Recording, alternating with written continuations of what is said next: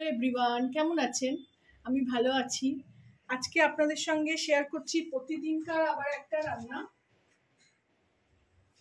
পাবদা মাছ দিয়েই করছি, যে কোনো মাছ দিয়েই করা যাবে। আজকে আমার কাছে পাবদা মাছ আছে বলে পাবদা মাছ দিয়ে করছি। আপনারা যে কোনো মাছ দিয়েই করতে পারেন, এটা আমার শাশুড়ির থেকেই শেখা। শাশুড়ি সবসময় ওই কাটাপোনা মাছ দিয়েই করতো, বড় রুই কাতলা এসব দিয়েই করতো। তো প্রথমে আমি কড়া গরম হয়ে গেছে, একটু তেল 3 চামচ মতন দিয়ে দিলাম, কারণ অনেকগুলো মাছ আছে। ছোট ছোট মাছ, দেশি মাছ, দেখুন দেশি পাবদা। তো এগুলো আমি আগে ভেজে নেব ভালো করে। তেলটা গরম হলে আমি এতে একটু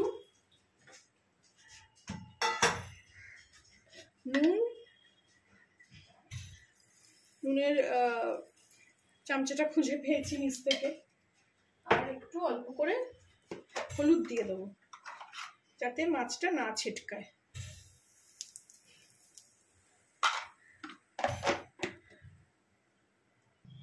তেলটা গরম হয়ে গেছে, আর আমি পাবদা মাছগুলোকে নুন হলুদ মাখিয়ে রেখেছিলাম অনেকক্ষণ ধরে।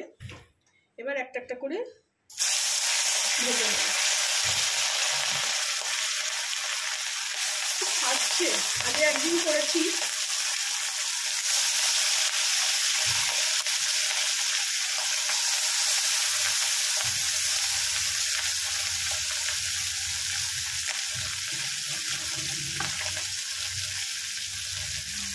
মাছ খুব সাবধানে ভাজতে হয়, এক পিঠ অন্তত 1-2 মিনিট করে রাখতে হবে, তারপরে উল্টো পিঠ করতে হয়, নয়তো মাছ ভেঙে সব খিচুড়ি বাকিয়ে যাবে।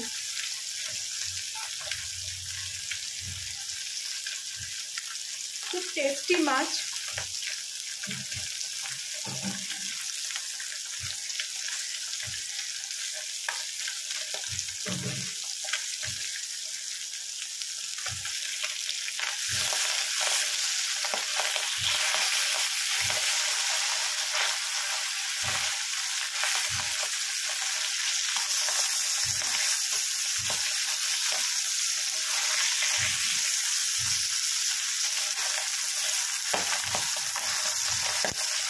দেখুন ফাটছে, খুব সাবধানে করবেন এই কাজগুলো, বেশি কড়া করে ভাজার দরকার নেই। আমি তো আমার চ্যানেলে পাবদা মাছ কাঁচাও আমি করে দেখিয়েছি। এইসব মাছগুলো এমনই যে না ভেজেও খাওয়া যায়, কিন্তু আজকে আমার মনে হলো একটু ভেজে নিই।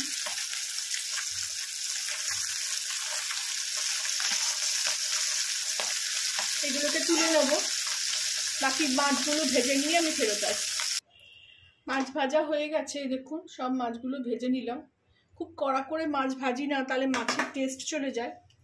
এবারে এতে আমি আর তেল দেবো না, এই অল্প তেলেই করব। একটু 5 ফোড়ন দিয়ে দেবো, আপনারা চাইলে কালো জিরেও ফোড়ন দিতে পারেন, আমি একটু 5 ফোড়নটা বেশি ভালোবাসি। তার সঙ্গে 4-5টা লঙ্কা দিয়ে দেবো। এগুলো একটু সাবধানে করবেন, কারণ ফাটে খুব এগুলো। আমার 5 ফোড়নের গন্ধ ভীষণ ভালো লাগে। তার সঙ্গে একটা একদম লাল টমেটো এরকম আধখানা করে এরকমভাবে আমি চিপে দেবো, কাটবো না। আপনারা চাইলে কেটেও নিতে পারেন।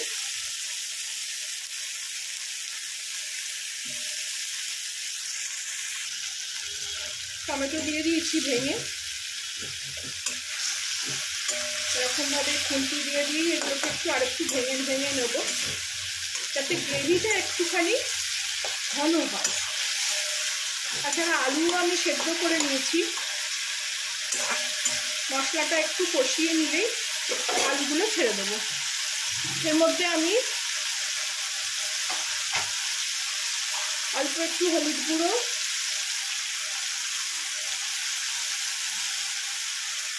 আর একটু কাশ্মীরি লঙ্কার গুঁড়ো দিয়ে দিলাম।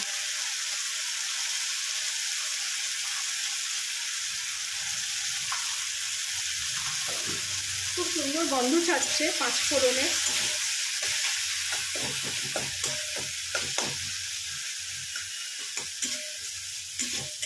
এটাও আমার শাশুড়ির থেকেই শেখা। খুব ইজি, একদম চটজলদি।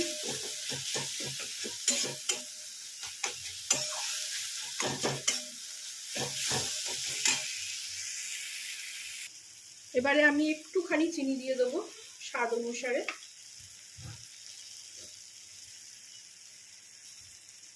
খুব কম। আর আলুগুলো ছেড়ে দেবো। আপনারা না চাইলে টমেটো না দিয়েও করতে পারেন। যেমন 5 ফোড়ন দিলাম আর কাঁচা লঙ্কা দিয়ে ফোড়ন দিয়ে আলুগুলো ছেড়ে দেবেন, তাতেও খুব সুন্দর হয়। আমার মেয়ে ভালোবাসে বলে আমি যে কোনো মাছ দিয়েই এটা করি। আজকে পাবদা মাছ আছে বলে ও বললো মা একদম পাতলা ঝোল করো। হাত ধোয়া জলটা একটু দিয়ে দিলাম, দিয়ে এগুলোকে ভালো করে মিশিয়ে নেব।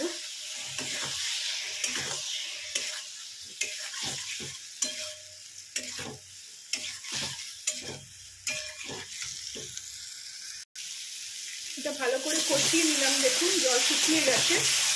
এরপরে যতটা ঝোল লাগবে সেই অনুযায়ী জল দিয়ে দেবো। এবার ঝোলের জন্য জল দিয়ে দেবো। আলু তো সেদ্ধই হয়ে আছে, সরি।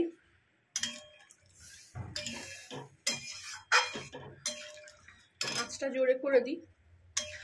দুবেলার রান্না আমাদের আসলেই হাত দিয়ে খাবো। খুব ইজি প্রসেস, মানে 2 মিনিটে হয়ে যায় সব যদি রেডি করা থাকে। জলটা ফুটে উঠুক, নুন দেবো।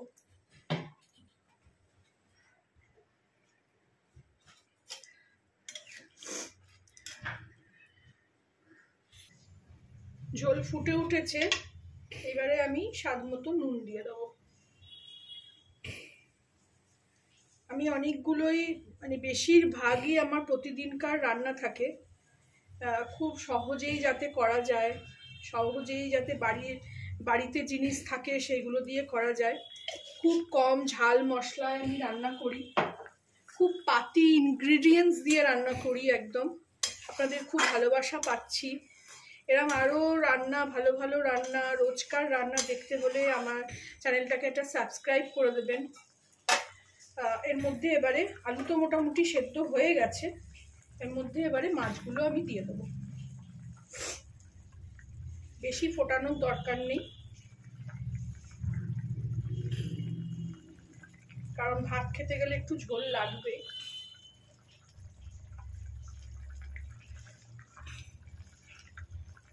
এরকম অনেক রান্না আমি আমার শাশুড়ি মা সবার থেকে শেখা, প্লাস অন্য যেখান থেকেই হোক আমি শিখি, যেগুলো আমি রোজকার রান্নার মধ্যে রাখি করি, সেগুলোই আপনাদের সঙ্গে রোজ শেয়ার করছি। আপনাদের ভালোবাসা পাচ্ছি। বেশি নাড়াবো না, মাছ ভেঙে যাবে। খুব ছোট ছোট, খুব একদম নরম মাছ। আপনারাও এরমভাবে করবেন, জানাবেন আমাকে কেমন লাগলো। ভালো লাগলে আমার চ্যানেলটাকে একটা লাইক, শেয়ার এন্ড সাবস্ক্রাইব করে দেবেন।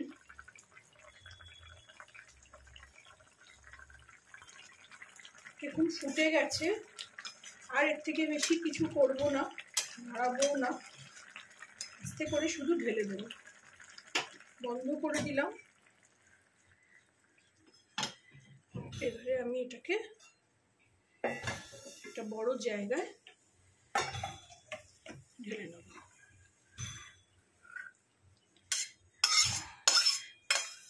রেডি হয়ে গেল আমার পাবদা মাছের ঝাল, ঝোল যাই হোক। খুব ইজি প্রসেস, প্রতিদিনকার একটা রান্না, খুব চটজলদি রান্না। Thank you for watching.